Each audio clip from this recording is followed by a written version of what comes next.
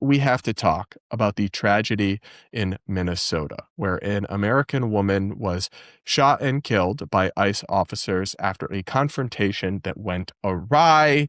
And it has, of course, immediately got people at each other's throats, descended between people who seem to think that this woman was murdered and these ICE officers went out and just killed someone for fun, and others who think the officers didn't do anything wrong and this woman was practically a terrorist or something. And as is often the case, I think the reality is somewhere in the middle. We're going to break it down. I truly can feel myself tugged in both directions on this issue. My heart breaks for the woman. My heart breaks for, honestly, everyone involved. It's a horrific incident. I will always value human life. I don't care if people made bad decisions. Their lives still have worth, and them being lost is still a tragedy, even if it is ultimately legally justifiable. We will see all of that. I also think people need to take a deep breath. We don't have all the facts. Thorough investigations are needed. Not just one blurry freeze frame of a camera tells you everything you ever need to know about a situation. We need body cam footage. We need audio. We need to know more. But that being said, there are a few things I think we can say already. And one of those is that basically every politician who's made a statement about this, or most of them, are just absolutely making everything worse. First, though, the situation itself. I'll play you a video in case you've been under a rock for the last 48 hours from the Daily Mail that just summarizes what went down. Listen to this. An ICE officer shot and killed a woman in Minneapolis, and the horrifying moment was caught on video. The shooting happened during an immigration enforcement operation in South Minneapolis, part of what Homeland Security described as one of its largest crackdown operations ever. The 37-year-old woman was driving an SUV. Footage from the scene shows a bullet hole through the driver's side windshield. After being shot, her vehicle crashed into a light pole and hit two parked cars. Tricia McLaughlin, a spokesperson for Homeland Security, says the woman tried to ram ICE officers with her car, calling it an act of domestic terrorism and claiming that the agent fired in self-defense. But that account is now being disputed. They are already trying to spin this as an action of self-defense. Having seen the video of myself, I want to tell everybody directly, that is bullshit. To ICE, get the out of Minneapolis. We do not want you here. Minneapolis Police Chief Brian O'Hara says 2 shots were fired before the crash and confirmed that the FBI is now investigating, while challenging key parts of the DHS's version of events. Protests have since erupted near the scene, with tear gas and pepper spray deployed as tensions over immigration enforcement continue to rise in the city. So we're going to get into the fallout and what politicians from both the left and right are saying, and I'm going to pick apart some of those statements. But I'll just give you my initial thoughts on this. And honestly, guys, like I said, a million disclaimers here that there needs to be a thorough investigation. We do not have all the facts. We do not have all the evidence. And that these things are really easy to armchair quarterback, but it did all go down in the span of just a few seconds. But so first, I have some serious questions about what on earth this woman was thinking.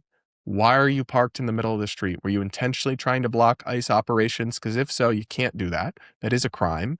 You have a right to object to what they're doing, but you have to air that democratically, not interfere with law enforcement. Then why wouldn't you just obey the officers when they're telling you to get out of the car? In that situation, when law enforcement of any kind is giving you instructions, you should obey them. And I understand some people have said that, well, the instructions were contradictory and she didn't know what to do. But they have guns trained on you, and you choose to accelerate your vehicle, to press your foot on the gas and move forward, even though there's an officer at least kind of in front of you. That's a terrible decision to make. And of course, I can understand that she probably felt panicked. She probably felt scared. It all just went down in the blink of an eye.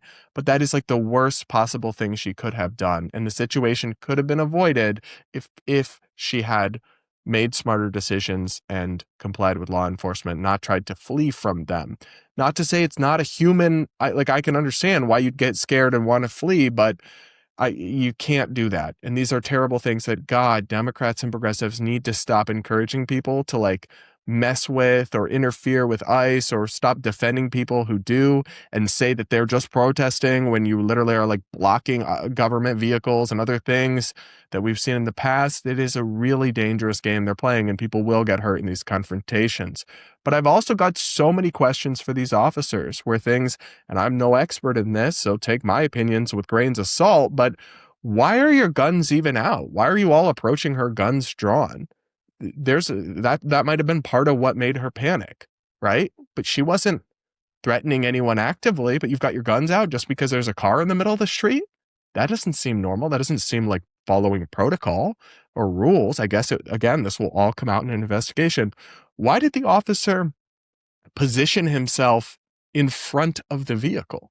Wouldn't they be trained and told not to do that? Because that's the dangerous part when you want to be on the side of the vehicle. So if they do accelerate, then this deadly situation does not occur. Were these guys even adequately trained? Because we've seen the Trump administration has sped up the training process and lowered the standards for hiring recruits. And on one hand, they have to do that because they're ramping up operations massively. But on the other hand, you're giving these people a gun and a badge, and they should really be educated and prepared to use it, because these situations are matters of life and death, and they really are just painstakingly horrible when they go wrong. So I think it's possible that significant violations of federal law enforcement policies, of DHS policies, were committed by these officers, and they should be investigated. That also includes, and again, the facts are not fully clear about what did and didn't happen, so you cannot jump to a firm conclusion, but there's some allegations or eyewitnesses claiming that they didn't really render aid to her after she was shot. They didn't, apparently a doctor claims that they weren't allowed to come in and see if the person was okay. I'm not really sure any of that would have helped, but who knows?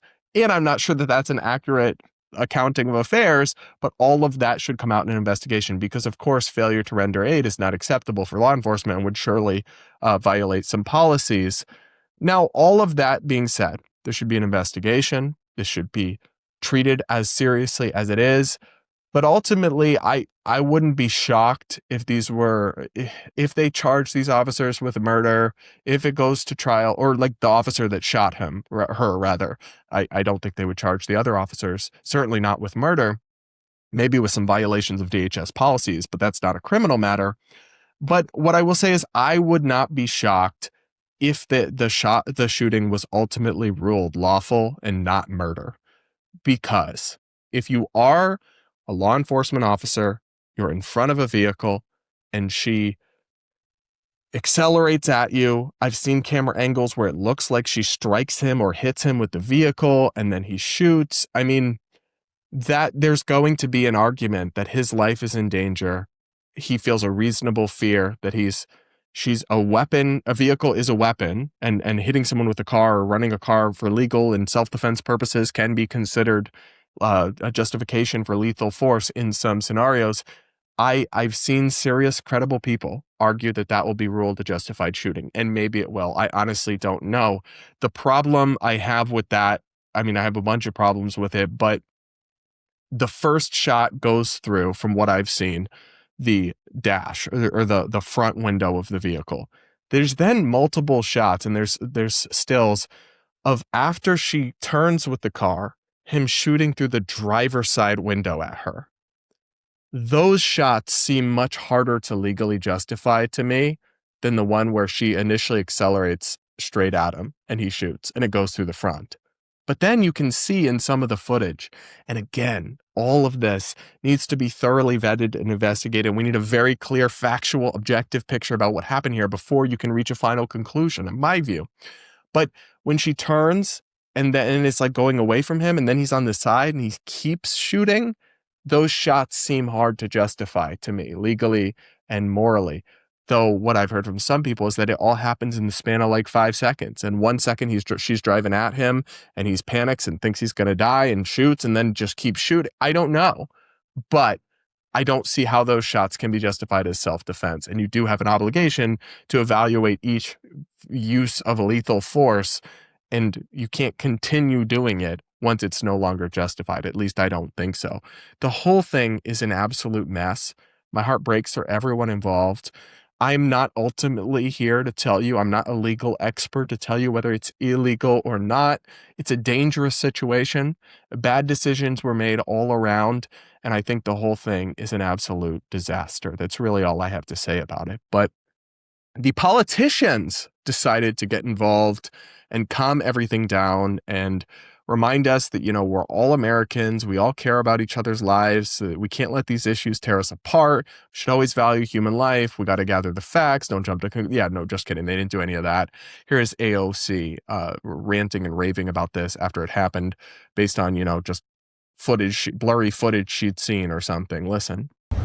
So this is now turned into what our greatest fear is and has been for a long time around ICE, that this will be used as an anti-civilian force, that it has no accountability.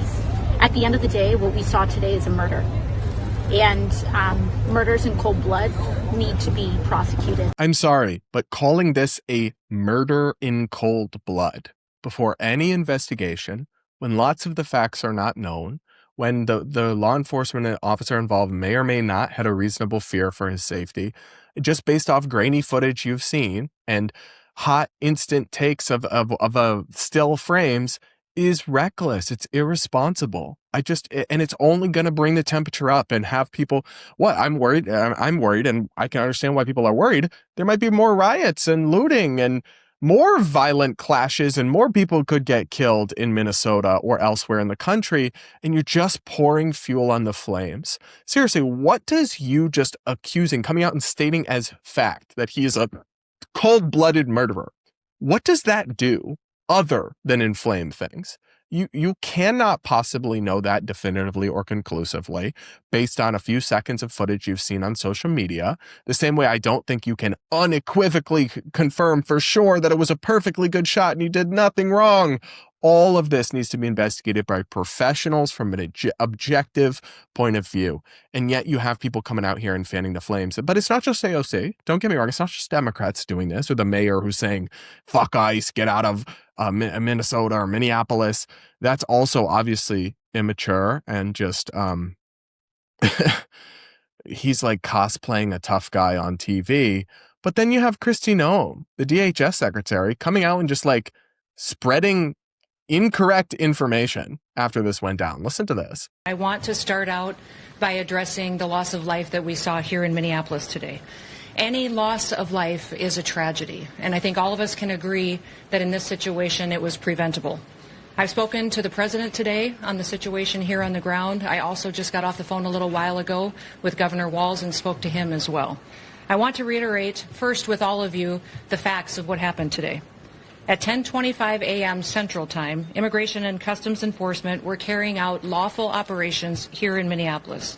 Because of the adverse weather that Minneapolis has seen in recent snow, one of the vehicles became stuck and ensnared in the snow.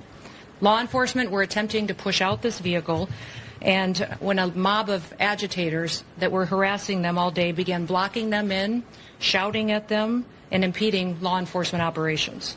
ICE officers and agents approached the vehicle of the individual in question, who was blocking the officers in with her vehicle, and she had been stalking and impeding their work all throughout the day.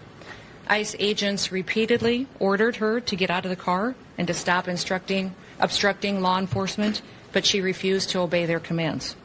She then proceeded to weaponize her vehicle, and she attempted to run a law enforcement officer over. This appears as an attempt to kill or to cause bodily harm to agents, an act of domestic terrorism. The ICE officer, fearing for his life and the other officers around him and the safety of the public, fired defensive shots. I'm sorry, I'll just stop that there, but wow, it is so crazy that the head of the Department of Homeland Security would come out after something like this and just say a bunch of factually untrue things about the situation. We all saw the video. The ICE officers weren't stuck in the snow. They weren't pushing out a vehicle. And this woman wasn't part of a mob that was surrounding them in the moment. None of that is true. And then to say, she makes it sound like this woman obviously revved up and drove down the street trying to ram ICE officers. The situation's a lot messier than that, and it's not really clear whether she was trying to run him over or whether she was just trying to turn the car around and flee from them. Either way, she shouldn't have done that, but it's certainly not domestic terrorism. It is a law enforcement interaction gone wrong. In the same way that if you have a police officer who does a traffic stop and the guy resists him and gets out of control, that's not domestic terrorism. Words have meanings, right? And it's not that. And to have her come out like this and just spread such a factually false version of events for something that's on camera is such an egregious abuse of public trust and such amateur hour. I mean, you also had President Trump doing something similar on his social media feed. He wrote a long post about this, and he wrote, "The woman screaming was obviously a professional agitator, and the woman driving the car was very disorderly, obstructing and resisting, who then violently, willfully, and viciously ran over the ICE officer, who seems to have shot her in self-defense. Based on the attached clip, it is hard to believe he is alive, but is now recovering in the hospital." Bro, what are you talking about? Some of the footage shows that he might have been clipped, but he was walking around after like he wasn't hurt at all. And Trump saying it's hard to believe he was alive. Like, why can't you just accurately discuss the situation? You're the president of the United States. That is crazy. And all of it's just got people at each other's throats. All of this will probably be used in whatever ultimate criminal case comes here, because I assume Minnesota will charge him with something.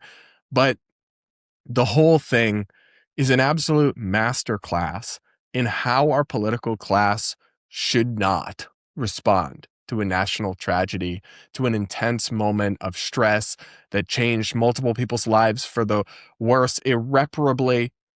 Yeah, you know what we should do? We should politicize it, lie about what happened, leap to conclusions, and attack people, our opponents, over it. That's definitely going to make the country a better and happier place. Y'all have absolutely lost the plot. So listen, I really don't know exactly what to make of this situation. We are still learning more, but I do know enough to say that the way our politicians are handling this is an absolute disgrace. What do you guys think?